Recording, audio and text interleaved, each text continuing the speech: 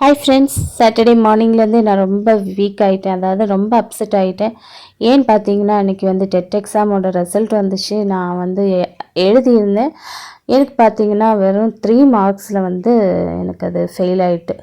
75 வந்து qualified, but எனக்கு 72 marks தான் வந்துச்சு. ஜஸ்ட்டு 3 மார்க்கில் நம்ம கோட்டை விட்டுட்டோமே அப்படின்னு நினச்சி ரொம்பவே வருத்தமாக போச்சு. ஒன்று பார்க்குற வேளை நான் வருத்தப்பட்டு நோ யூஸுங்க. நான் ரொம்ப படிக்கணும் இல்லை, ரொம்ப அதுக்காக டைம் எல்லாம் ஸ்பெண்ட் பண்ணலை. பட் இருந்தாலும் நான் வந்து 78 நான் வந்து செக் பண்ண வேலை எனக்கு 78 மார்க் கிட்ட வந்துருந்தது. அப்போ நான் நினச்சேன் கண்டிப்பாக, அதாவது கவர்மெண்ட் போடுற கீழேருந்து எப்படியும் ஒரு 3 மார்க் மைனஸ் ஆனாலும் 75 கண்டிப்பாக பாஸ் ஆகிடுவேன்.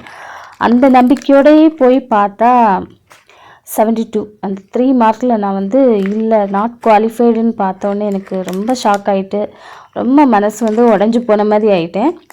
ஸோ சாட்டர்டே ஃபுல்லாக ரொம்ப டல்லாகவே உட்காந்துருக்கோம். ஹஸ்பண்ட் வந்து சண்டே சர்ச்சுக்கெல்லாம் போயிட்டு அதுக்கப்புறம் பார்த்திங்கன்னா பீச்சுக்கு போவோம் அப்படின்னு கூட்டிகிட்டு போனாங்க.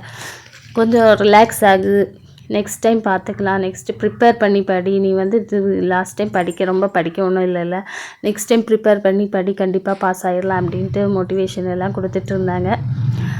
ஓகே, நானும் கடலையும் பார்த்துட்டு பிள்ளைங்க ஜாலியாக என்ஜாய் பண்ணிகிட்டு இருந்தாங்க. இந்த கடல் எப்படி அலை அடிச்சிட்ருக்கோ அதே மாதிரி தான் என் மனசுலேயும் பல எண்ண அலைகள் ஓடிக்கிட்டே இருந்தது. சரி, நம்ம முடிஞ்சதை பற்றி யோசிச்சு நோ யூஸ் இல்லையா, இனிமேல் என்ன நடக்கணுமோ அதை வந்து பார்த்து போயிட்டே இருக்கணும். நம்ம சப்ஸ்கிரைபர்ஸ் எத்தனை பேர் வந்து டெட் எக்ஸாம் எழுதியிருந்தீங்க, யாரெல்லாம் பாஸ் ஆகிட்டீங்களா, பாஸ் ஆனவங்களுக்கு எல்லாருக்கும் வாழ்த்துக்கள். யூஜி எக்ஸாமுக்கு கண்டிப்பாக ப்ரிப்பேர் பண்ணி நீங்களும் ஒரு கவர்மெண்ட் டீச்சராக மாற என்னோடய வாழ்த்துக்கள். தேங்க்யூ.